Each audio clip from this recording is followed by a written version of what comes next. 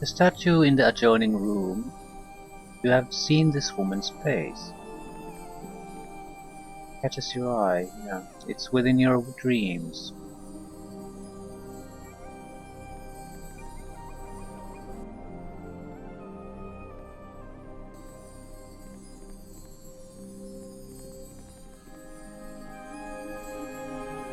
You notice the writings. That which is denied, the century of sorrow, by the will of kings and mortals, cannot be denied.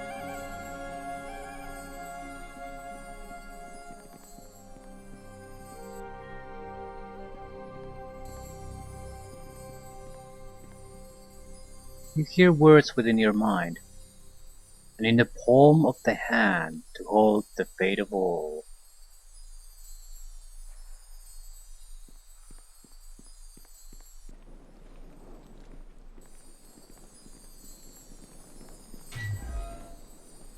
A cold wind blows through the open door. Garden of seers.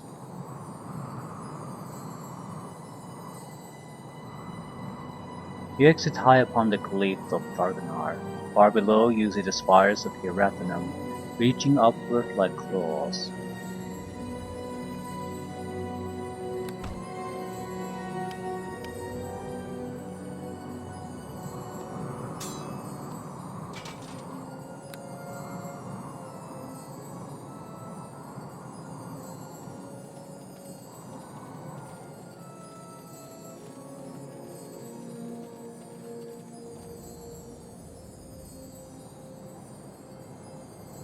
Incense burner.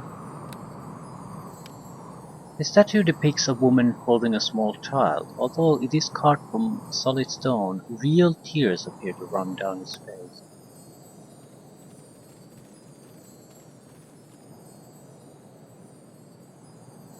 Hmm. So, the carvings of hand reaching out from the sand trigger painful memories within you. Just a thought occurred to me. Uh, it's about the potential where this story is going. I don't think I want to mention it. I don't know if it's the story actually goes there, but the speculation involves an event that I don't think I encountered in this game. Pashkuta the Vile, Witch Queen of Azar Harun. Brognimir, the Stonecutter of Runeholm.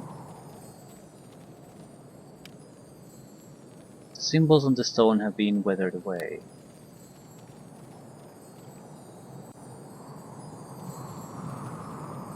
You have seen this place in your nightmares. Perendurin Sulandrieth, the Oracle of Suldanar. Uther Palandrus, Dragon of the Northland, Prophet King, her lord.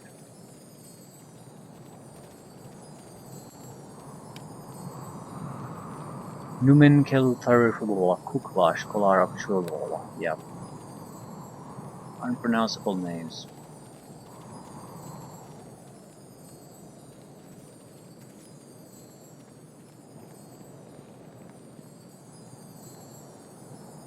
As you approach, a flame lights upon the altar.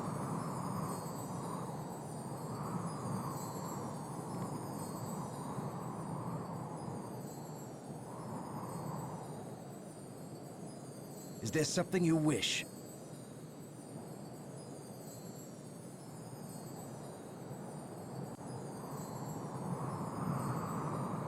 What's your opinion? Do you believe that our destinies are truly predetermined?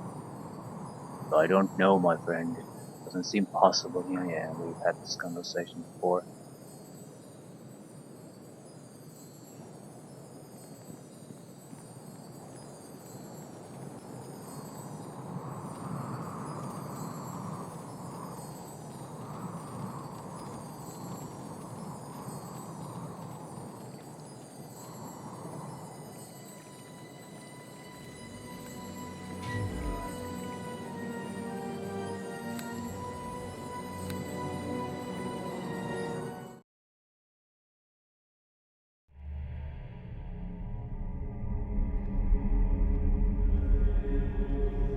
With bated breath, you enter the magnificent halls of the chantry of the weavers.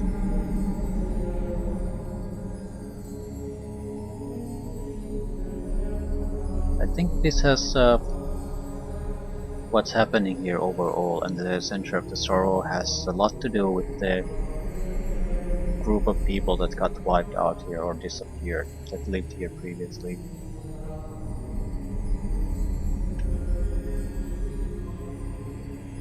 I don't think, there's no point really speculating on that, because I think we're basically going to get the answer shoved in our faces anyway. Here your destiny will finally be revealed. Every column on this place, every arc, is covered in a seemingly endless sequence of mysterious runes. The etchings carved into the very stone of the chantry depict a dragon helplessly entwined within its own coil.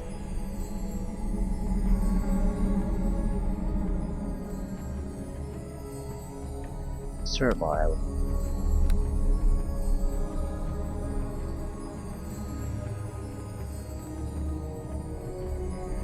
The creature bows, saying nothing. I wish to speak with the Dreamweavers. The creature watches you with a blank expression. You understand me? Then will you please lead me to the Dreamweavers? Pauses for a moment, then turns and begins to walk.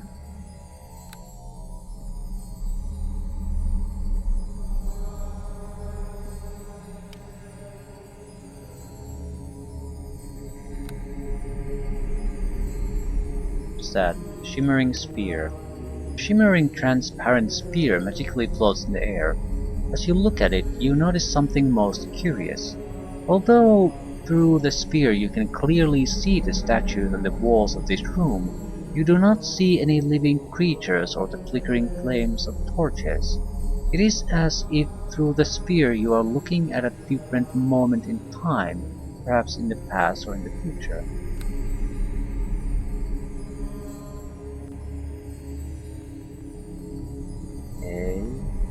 I don't want to wait him. Guess he's going there somewhere. Speaker. This ancient man seems perpetually bent over. All color and joy seems to have escaped from his face 1,000 years ago.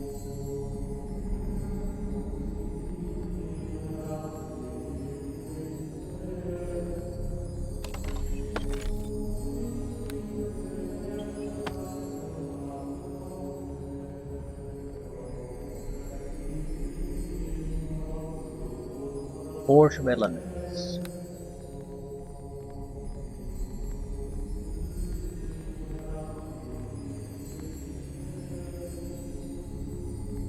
What? Hello! Greetings, sir. I have come to speak with the Dreamweavers. Dreamweavers? That is most extraordinary. Most extraordinary indeed. What is so extraordinary? Because it has been so long since anyone has come to seek their wisdom, and because, as fate would have it, I was just reading here a passage about a visitor. What was this passage? And in the evening a visitor shall come, and she shall seek audience with the dreaming sages, and their word shall be heard for 1,000 years past. Indeed. I believe I am the one to whom this passage refers. Lord. The old man looks at you with shaking eyes. And by what name are you known? I am named Ania Melimian. Ania Melimian. And you wish to speak with the dreaming sages. You wish to know your future. I already know something about my future. I come here in order to understand it. I see. I see. And do you think it is possible to understand that which surrounds our fates? What do you mean? Does the fish seek to understand the sea? No, it possesses a greater wisdom. It seeks only to live within the sea, and thus it finds fulfillment. What are you implying? That it is impossible to understand the future? No, I don't think so. No, but it is impossible to accept it and thus to exist within its prison.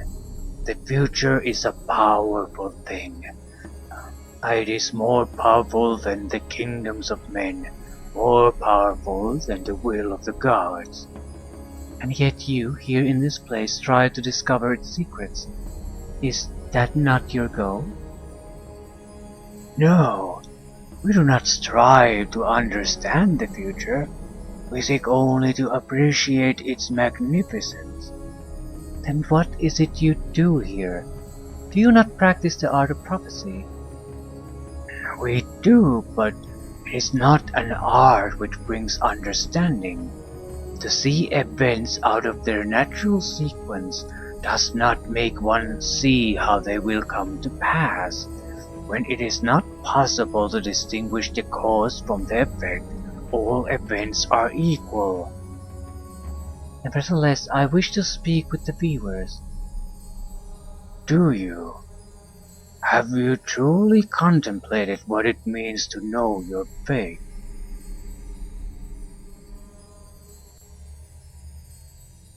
What does it mean? Explain. Fate cannot be changed, young woman. What good is there in knowing it?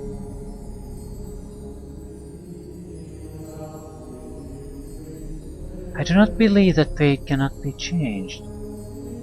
Then you shall learn. Come, I shall lead you to the weavers. Thank you. Can we loot something from this place? No. I'm not gonna follow him. He's too slow.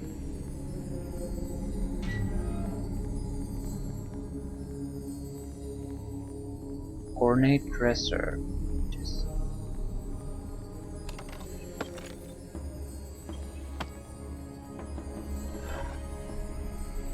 Yeah, it doesn't look like this is a place where you're supposed to go around exploring and adventuring. This is a backdrop, so we can talk to different people.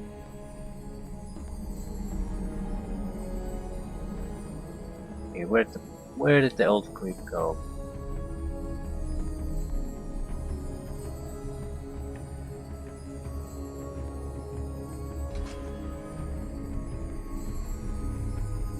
I'm gonna check the other side first.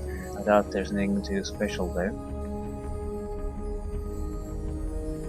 Probably fairly similar. Living quarters.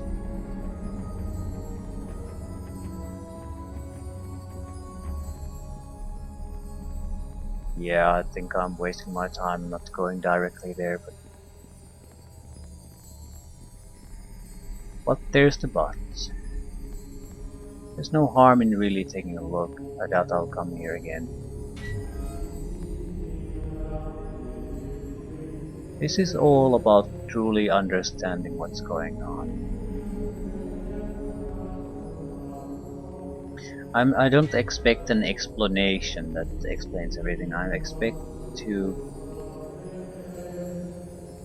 have the events of chapter 1 basically put into some kind of a better context. Yeah, I don't think I can break through here.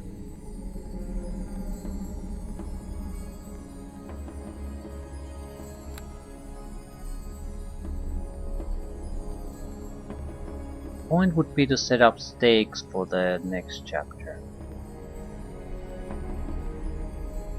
The chapter where we try to make a difference one way or another.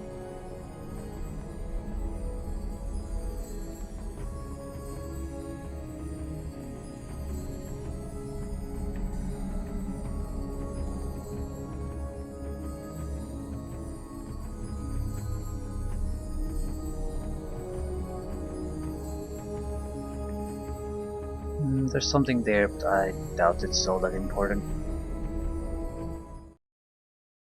Sanctum of the Weavers. That which is destined, the century of sorrow, by the will of the kings of and mortals, it cannot be denied. Yeah.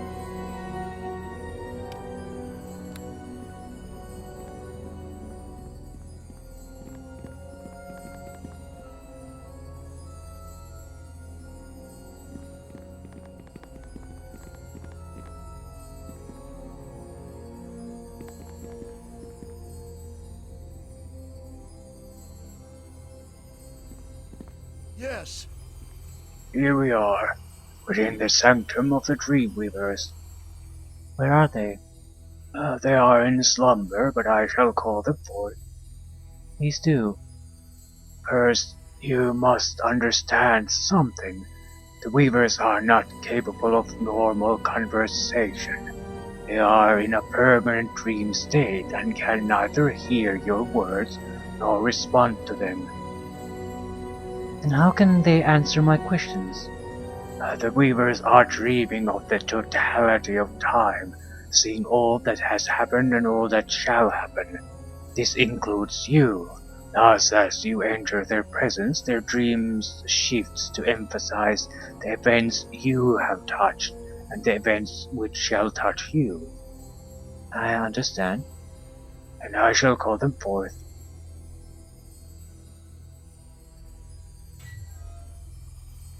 Yeah, I think I've seen her at least.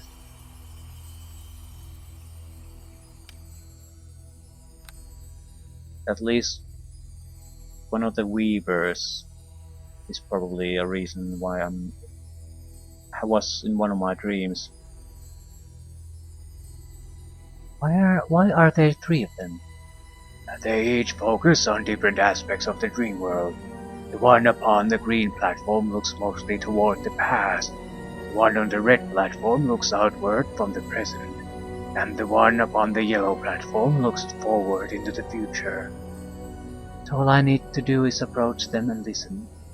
Yes, just touch them ever so slightly, then listen well. Their words will be difficult for you to understand, but I shall do what I can to help interpret them. Thank you. Go on, speak with the Weavers and learn your fate.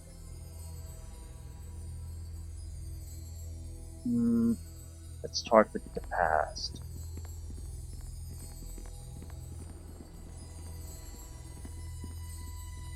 This woman has the most amazing eyes you have ever seen. The irises are of a bright green hue surrounding dark and perfect pupils that seem to contain all the histories of the world. A slight tingle courses through your arm. Once he is worshipped as a god, the earth shaking at his every word. Now he covers within the gilded cage, agony and fear his only companion. 1,000 deaths await him, and still not enough to repay the sorrow he has caused. So this would be the current caliph, I suppose.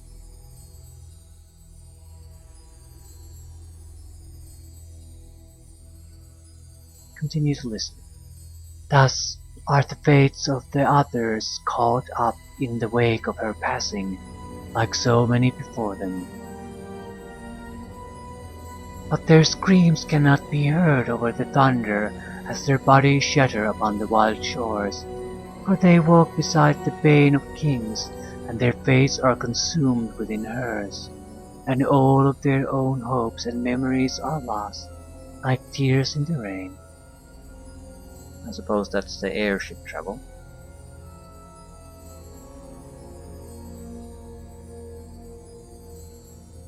She's talking about the skyship, about the deaths of the elves. Yes, I believe you're right. And that is how he finds her. He creates for her a future to see, a future that brings her forth out of the shadows of anonymity. Death follows her wake, death of the innocents and of the ancients, death of the uncounted unborn. Even honor and justice lie crushed beneath the steps of the Unmaker, and all of this is lost. But though he looks deeply into the darkness, his sight fails to pierce its shroud, and though his plans cannot be undone by the struggle of enemies, they are thwarted by the kindness of a friend.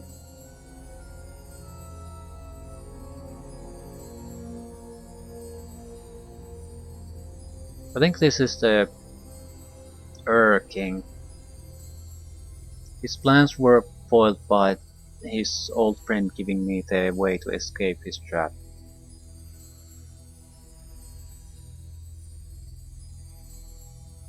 One by one, the foes of the Lord fall. Not invading army, no treachery from within, nothing can stand against his power. But each victory only uncovers more of the dark vision that lies beneath it all. And so, in time, he learns the nature of his true enemy, the one who cannot be defeated. And so, the last of the Heresars drinks deeply of the sacred waters, and as he dies, the great plan is at last completed. No more are they enslaved, no more are they helpless before her every whim. What does she mean? What is this plan that she mentions?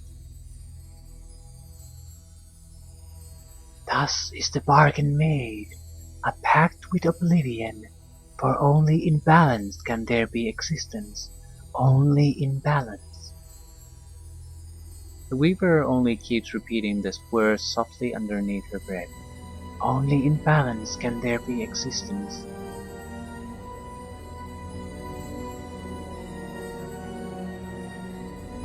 What does that mean?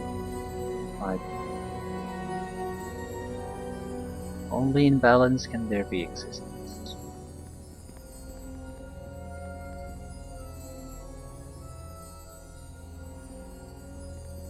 This woman's eyes are a vibrant blue hue, mixed with speckles of gold and black that appear to swirl in constant motion. As you peer deeper into her dark and perfect pupils, you feel a mix of emotions alternating between serenity and utter terror. At last, she stands before the dreaming sages with bated breath and pounding heart, and she listens to each word, grasping at meaning which elude her limited perspective. Despite the visions which attack her in slumber, jumbled without order or sequence, she still insists in arranging events like so many pebbles across her window sill. Still, so little she understands. Clearly she does not think you will understand what she has to say. We'll see about that. Ever loyal to Elven Fool, ever obedient to her command even when it leads him to suffering and doubt. Trusty is his bow, but how trustworthy his resolve? Even within the court of elves there is treachery. She seems to have something to say about you too. Yes, that is so. Our events extend like ripples across a pond, racing out in all directions at once. In their wake, centuries of pain and sorrow descend upon the world. In their wake, kings fall from power and innocents perish. In their wake, trust is broken and defiled. And thus, she is betrayed by the kindness of a friend, and by the promises of old, and the scale of the betrayal shudders across land. So I'm betrayed by the kindness of a friend.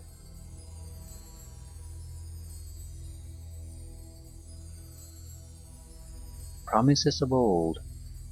Although she does not necessarily mean me, I suppose. Reflect upon your companions.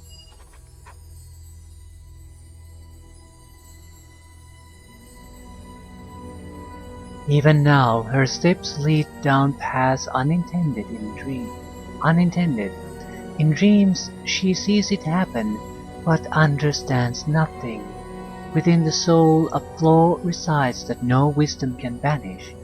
One promise is kept so that another is broken, and towers crumble upon the windswept shorelines, while scholars peer into emptiness, searching for truth. But though many paths appear before her, they all lead to the same destination. The branches were an illusion, stairs which do not exist, doors which were never meant to open. In all things there must be balance, even the past and the future. And so the curtain of days draws near, the veil that blinds the eyes of prophets. Beyond the cliffs there is nothing, nothing more to see within the purpose of destiny.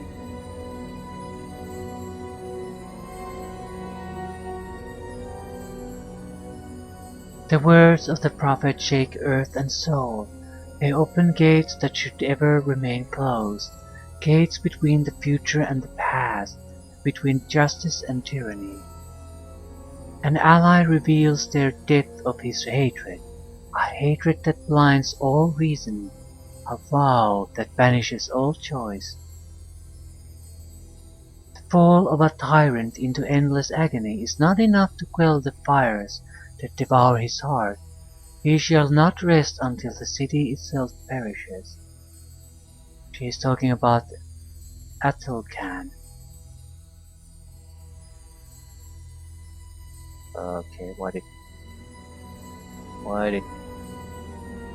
uh, why did the discussion stop?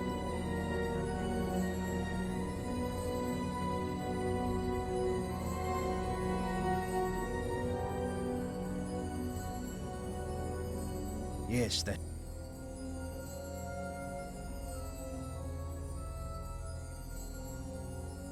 Oh.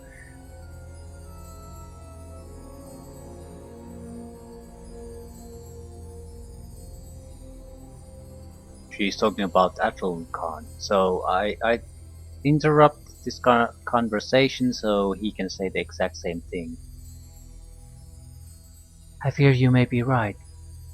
Because it doesn't go anywhere. But this woman's eyes are bottomless, disquieting white. As you look into them, your vision narrows into a tunnel and you gradually feel yourself falling blind. You blink quickly and regain your sight, but you retain a feeling of dread at having peered beyond the edge of history. And by the words of the prophet, the delicate balance is broken. That which once gave life in the desert now draws it from their very soul. And so quickly the darkness spreads, across the lands and through the hearts of mortals, until all faith and hope are lost. Still holding the dead child in her arms, she weeps for that which is lost, and her tears form streams beneath her feet. And the streams feed great rivers that flow across the lands, and the flood covers fields and cities, drowning all in a scream of despair, filling the space between mountains until the world is again without feature, without form, and all is unmade, as if it had never existed. The third betrayal is the most bitter of all. An atrocity so foul that it defeats all attempts at understanding. With futility she shouts at the stars, demanding an answer, but none comes. What purpose could there be that justifies such evil? Too much she trusts her dreams. Her visions reveal that which comes to pass, but without order there cannot be understanding within the unlit eye. And though each stone is placed with care and to construct her wall of purpose, there are gaps within the mortar, and so the rising waters flow through and drown the will of kings and mortals until all is lost. But there is another way, a path not taken. To find the answer, the key to destiny, to open the path is to lift the chains that bind, and in the palm of the hand to hope the fate of all. All our dreams and realities are but metaphors. Time is not a river, but an ocean that extends outward. It too has rules to follow, a scaffold of logic to balance effect and cause. He who sees cannot speak, he who speaks cannot see. In the ruins of the chantry an ardent finds that for which they search all their lives, the final hope of the world, the only one who can bring to end the days of sorrow. And so, words are spoken, from slumber does the sleeper wake, to 100 years of pain. And so at last the prophet stands at the edge of time. She gazes upon an endless void, empty of purposes. Who can know what lies beyond this door? And so she awaits the coming of her own shadow, her own desperate memory, and while she waits, she reflects upon the choice that lies before her, and one true free choice, uncaged by the effort of 1,000 years. There is no greater burden than that of freedom, no greater pain than the memory of one's own bottomless cruelty. For at the cliff where can be no morality, no mercy for the pleading innocent, and thus the choice is made. And in the presence of the uncounted unborn, the old does counsel the young. There is a way to deny this fate, a way to deny all that dreams have revealed. There's a way to defeat destiny. That is what she's saying, isn't it? No, it can't be. There is no way to defeat fate. There must be a way. The white horse leads her across a bridge built upon a promise kept for decades. Thus is contact made, thus the future and present meet, for a second time guided by the braided horn. Thus the old counsel the young in the ways of the sight, and a doorway is opened to a power that even the gods envy. What is the power she mentioned? The power to see the future in dreams is great indeed, but the dreams of most prophets are jumbled and confused. Only the greatest of prophets are able to consciously turn their sight onto events of interest. You mean to control what my visions reveal? It is written that the great prophet Aruthan devised a powerful meditative technique to allow him to consciously explore the landscape of the future. It came to be known as Aruthan's Bridge. How did it work? The old counsels the young. What does that mean? The bridge is made between two beings who share the same soul, the same path through the ages. I don't understand. No two beings can share the same soul. Of course they can. Your present self and your future self both are aspects of the same soul, stretching across time. You mean that I can make contact with my future self? Yes. But how? What does this meditation involve? It involves focus and discipline, and a promise that must be kept. A promise that you will engage in a deep meditation. Now in the present, and then again far in the future. The promise forges a link between the future and the past, a link which allows you two dreamers to meet and to communicate, to ask questions of one another, and to answer them. That's extraordinary. Indeed, but the bridge was not easy to construct. None of Aruthan's students ever accomplished the feat, and even he himself was only successful a few times. Why? First, to achieve the link, both dreamers must meditate upon a single specific image, an image that focuses their subconscious and empties it from all distractions. But for each link between dreamers, only a single image will be affected, only a specific thing whose identity is almost impossible to know. Why? Because the image must be something that acquires meaning for the dreamer only in the time span between the dreams, something that so far you have never seen and which holds no relevance for you, something which will become relevant for you only in the future, whose meaning will therefore extend both ways outward in time toward both dreamers. How can I know that? How can I know what image will become meaningful to me in the future? The weaver has already said it. The white horse leads her across a bridge.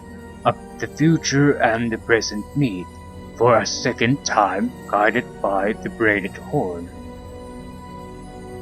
A unicorn? Yes. But I have never seen one. But you will, and its image will become meaningful to you someday, and that meaning shall radiate outward to reach both the present and the future. It will be your link. So it's as easy as that. All I need to do is dream of a white unicorn. No. No, not so easy. The dream must be entered in a state of focused meditation, so disciplined that only after decades of study will you achieve it.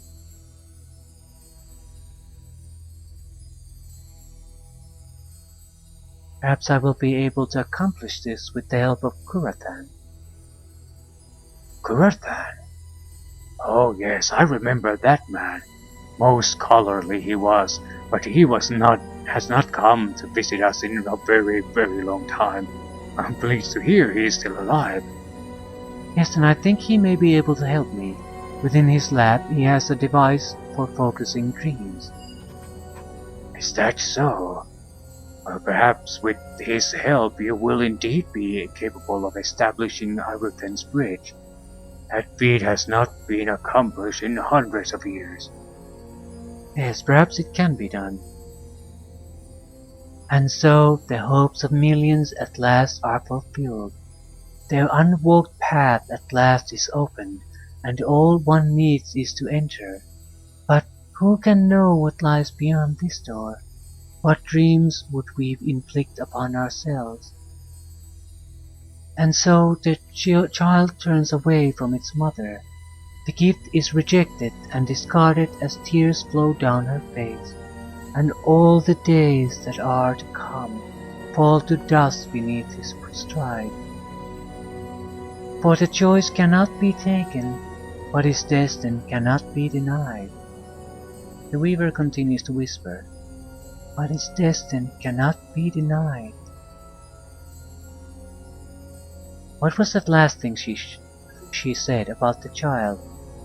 I do not know, young woman. I do not know. She was talking about a child who will turn away from its mother. Yes, that is so. Do you believe it is the woman from your dreams? I believe so. I believe someday I will meet this child.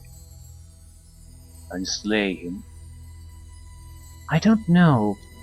That is a choice I will face in the future. The words of the weavers cannot be understood. Their meaning is forever beyond our limited perspective. Nevertheless, I know what I must do. What will you do? I will make contact with the future. I will go to Kurathan's tower, I will construct Aruthan's bridge, and I will speak with my own future self. She will tell me how my fate can be prevented. The old man nods silently. The weaver continues to whisper. What is distant cannot be denied.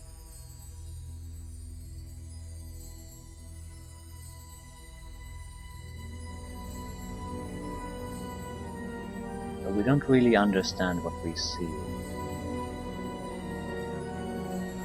we see both. I think we see present, future, and past mixed, and we see glimpses of it.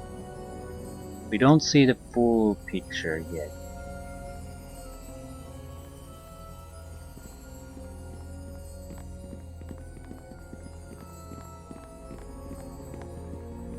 And I think because we don't see the full picture, we're going to fuck things up badly. But we have to fuck things up badly, because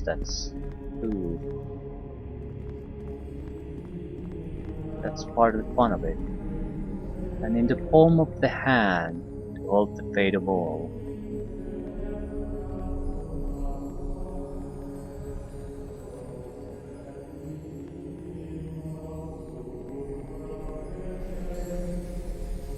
To your right, water flows from the mouth of a carved head, splashing into the gutter, and into the depths of the chasm below. Wells.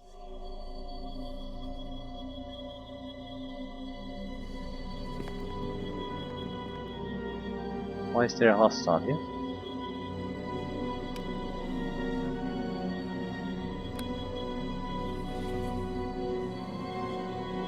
It's a lot of warriors.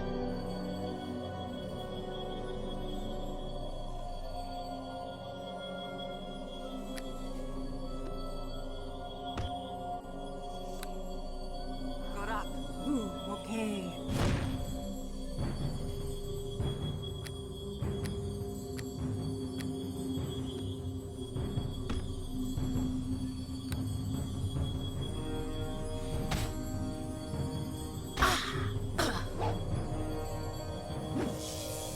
This is not a good place for us to fight. We have no choice. They must. Let the earth take you! Die, cur! Why don't you fight? Let the earth take you! Taste of my wrath!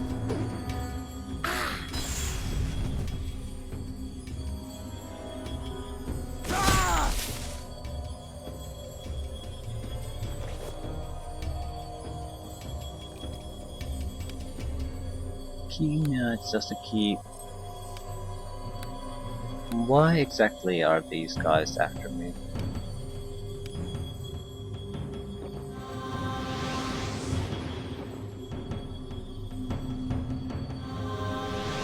Yeah, I don't understand.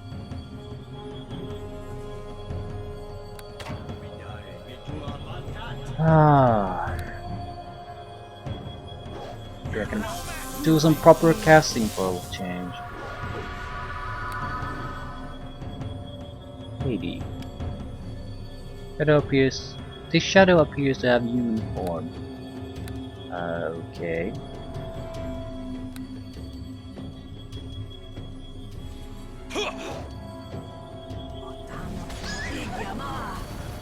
You're no match for me!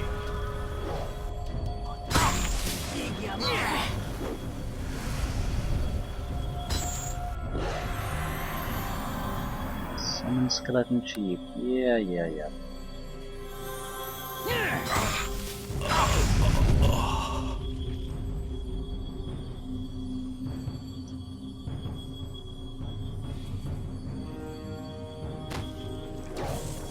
You, Eneris.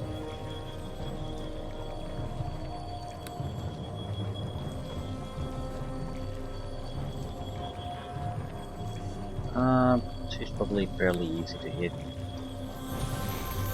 Ooh. Do you have protection against this shit? No, you're dead.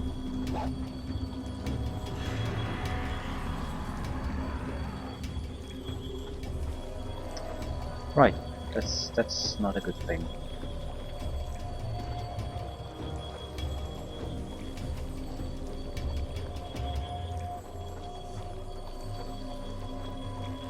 I will strike you down, or fall in the attempt.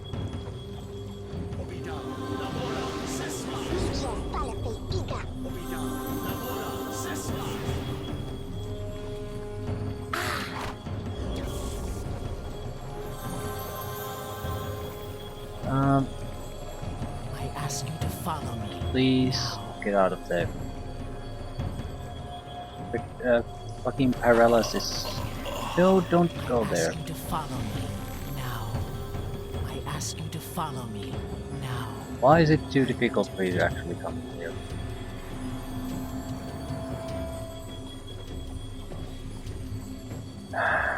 We have Do whatever. no choice.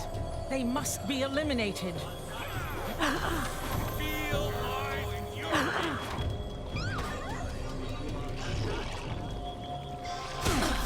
Death from above.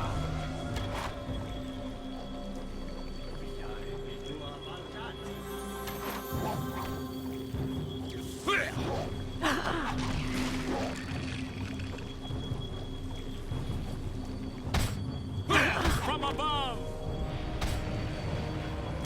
Feel my fury. He's trying to kill me so badly that he is ignoring that guy. That's a new one. Feel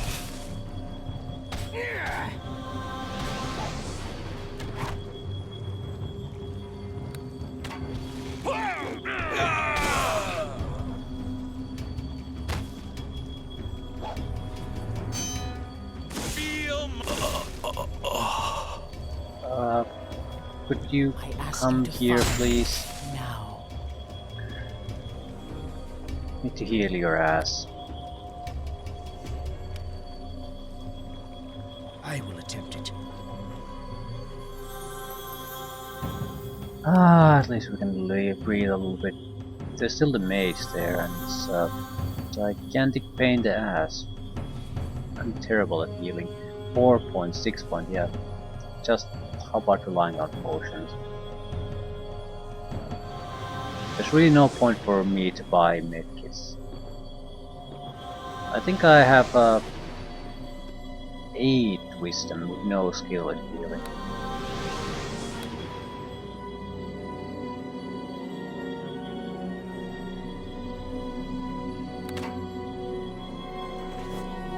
Hello? Shadow Weaver. Interesting.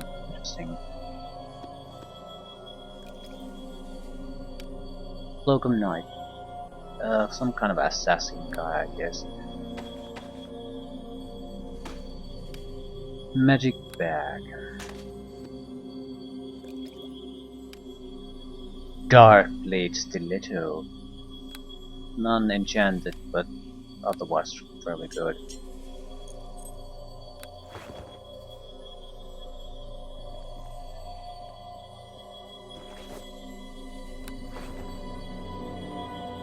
If you only had more of a, I suppose, human-centered adventures, it would be much better in a lot of sense, equipment-wise. It's the need to bring some kind of epic and powerful creatures into every adventure that you have to force to have ridiculous amount of enchantments. There is this dead. Every weapon has to be plus something. If you only had humans fighting humans, you could basically ignore the enchanted thing entirely, or have be limited to +1 enchantment, and then have other abilities in those weapons to make them desirable. Problem with the enchantment is it affects everything, so.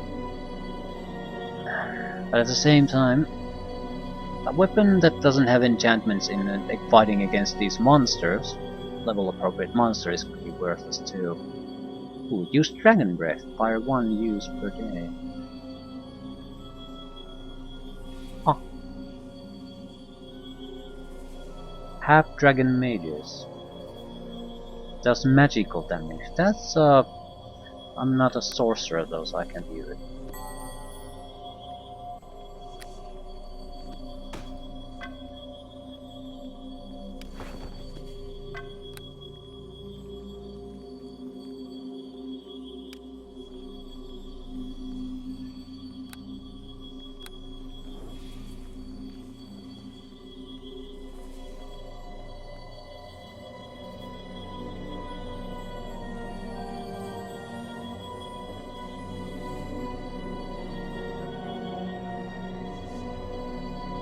Teleport, maybe?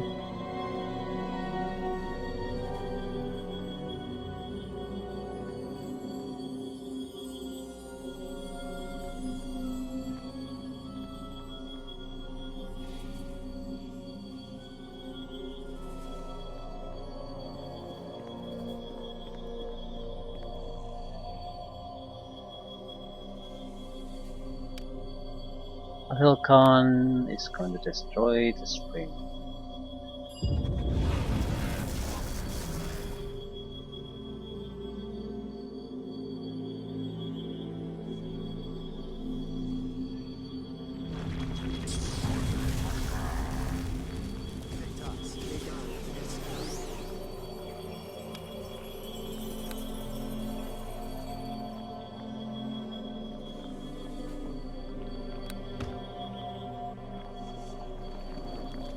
Listen well to what I have to say.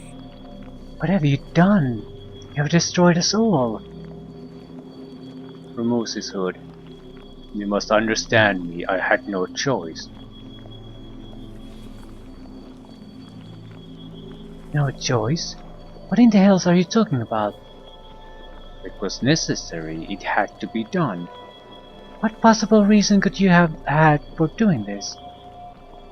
I tell you, it had to be done. Believe me, there was no other way for him to die. You mean Amhotep?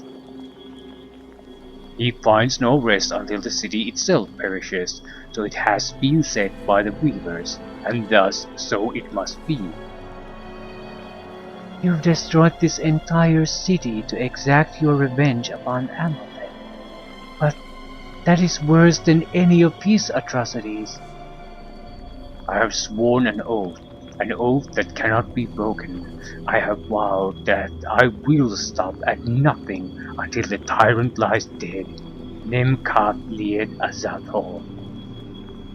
But you have no idea what this means. I know full well what it means. As the curse poisons the sacred waters of the wellspring, so it poisons the blood of the tyrant Amorphed. The words of the prophet bound him to its fate. There was no other way. The sacrifice had to be made.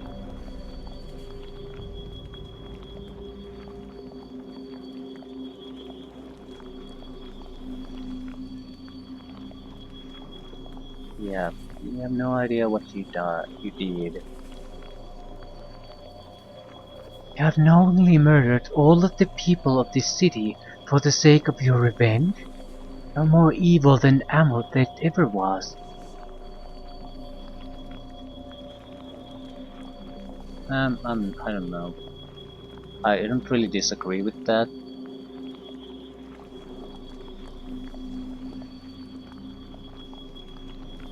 I'm not sure if that's what I want to say. I already basically said it earlier, and he didn't give a shit. He had made a vow to basically do it. You have destroyed not only the city. No. I'll just limit to the city for now. He had to die, don't you understand? He had to die. But you have destroyed more than the city, Atelkan. You have destroyed the entire world. Nonsense. It is the truth. You have brought about the century of sorrow. You lie. It is the truth. It is what the weavers have told me. You are trying to frighten me, Pashkun, but it is of no use. I don't know. What's the point? Well,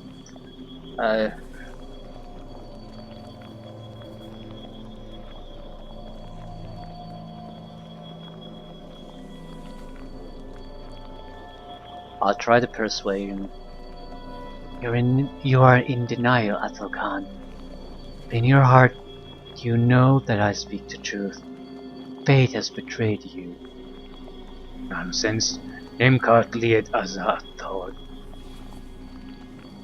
Believe me, Atelkan, your act is greater than any evil you have struggled against. I still don't want to attack him because he didn't. you can't totally separate intention out of someone's judgment. Yeah, the consequences matter too, but it also has to be reasonable. He certainly deserves death. He poisons the water source of an entire city. He's about as big of a scum as you can get, but the destruction of the world is totally, it is unreasonable. A reasonable person could not foresee that consequence, so I don't think it is, therefore it's unreasonable to hold him accountable for those consequences. Hitting someone in the head with an axe, the likely consequence is serious harm or death to the person. In that case, you are, even if the person who hit it didn't think about that, it's still reasonable to hold him responsible.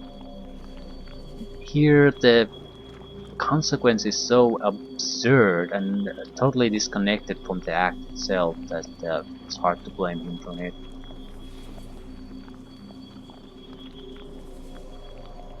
I don't want to initiate the fight. I think this is gonna be a tough fight anyway, though. Enough of this. He attacks. He has some kind of a premonition shield, so he seems like he's sort of a fighter mage then. A breach would basically get rid of that, though. Good thing we don't have a breach though.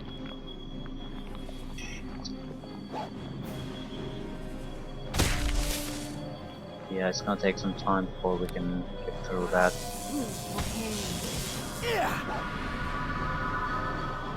Perish as you should. I need to push forward. I need to be the one that he attacks. Yeah, he has a 100-point buffer on physical damage, but fire and ice still come through. And he's trying to attack my friend, so he's really doing nothing. Full heal.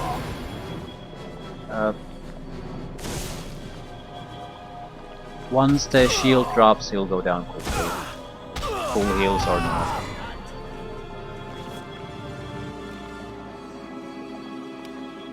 Snake Ring of the Kali. Immunity to mind affecting spells.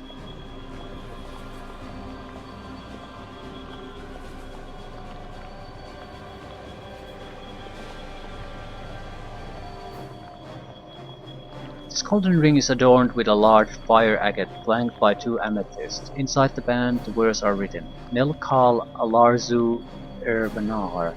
In ancient Akabari, this means, let the swords of justice prevail. It is a mantra of the Khalid, warriors who fight against tyranny in all its forms. It is the power of the mantra that protects the ring's wearer from all mind-affecting enchantments. This is gonna be very, very, very valuable. We have the box.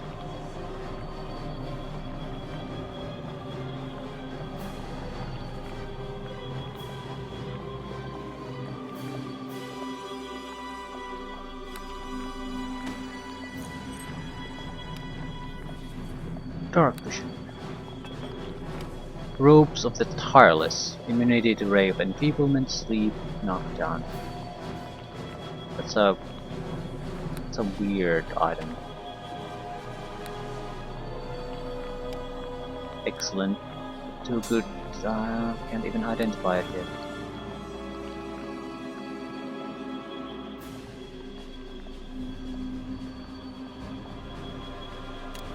I have slain Atal Khan, but he had already spoken the words that have cursed the wellspring. Century of sorrow has begun.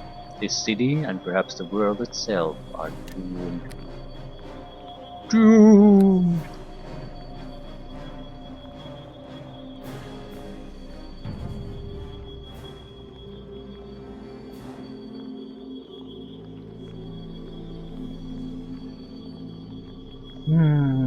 Well. Shit happens. No point whining about it. We need to move forward. Make some moves.